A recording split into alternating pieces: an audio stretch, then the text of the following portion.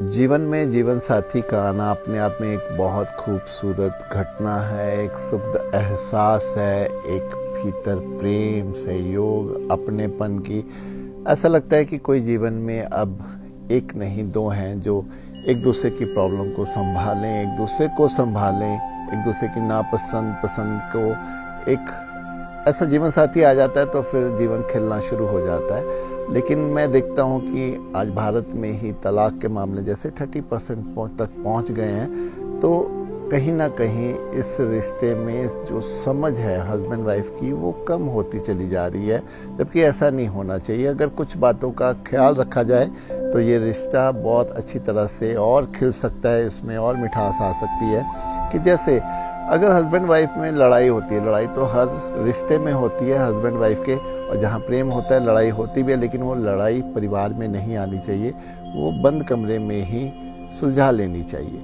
दूसरा, दोनों husband wife को अपनी परिवार में एक दूसरे को सम्मान से बात करनी चाहिए, सम्मान दिलाना आना चाहिए, ताकि फिर वो जो झगड़ा है, जो एक फ़र्क है, वो कभी भी दिलों में एक दूसरे के ना आए। और मैं देखता हूँ कि जहाँ पर हस्बैंड अगर अपनी मदर और वाइफ के बीच में, या तो वो उनके कुछ मनमुटाव में अगर वो आता ही नहीं है तो भी उनका झगड़ा सुलझ जाता है, लेकिन अगर वो किसी एक का पक्ष ले लेता है तो झगड़ा बढ़ जाता है। तो अगर पक्ष लेना तो उसको दोनों का लेना चाहिए, दोनों को समझाना चाहिए, जहाँ जिसकी गलती है उसको बताना चाहिए। तो अगर ऐसा होता है तो फिर वो रिश्ते की बुनियाद जो है वो और मजबूत ही रहती है। दूसरा, कभी भी वाइफ को हस्बैंड की कमाई पे ताने नहीं देने चाहिए।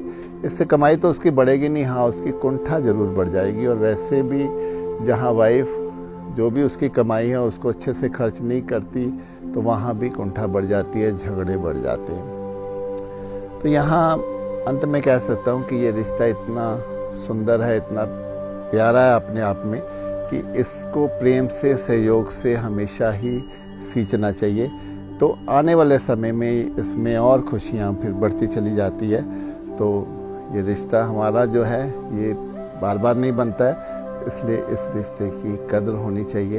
हाँ, थोड़ा जो पुरुषों में थोड़ा अहंकार होता है, पतियों में अहंकार होता है, तो पत्नी उस समय उस अहंकार को संभाल लेना चाहिए। और जब पत्नियों की कोई जिद होती है तो पतियों को उस जिद को संभाल लेना चाहिए। जहाँ अहंकार रिश्तों में आएगा वहाँ रिश्ता हमेशा बिगड़ेगा ही बिगड़ेगा, उसका जो संतुलन है वो बिगड़ेगा ही। इसीलिए अहंकार नहीं, इस रिश्ते में हमेशा प्रेम को ही लेकर आए।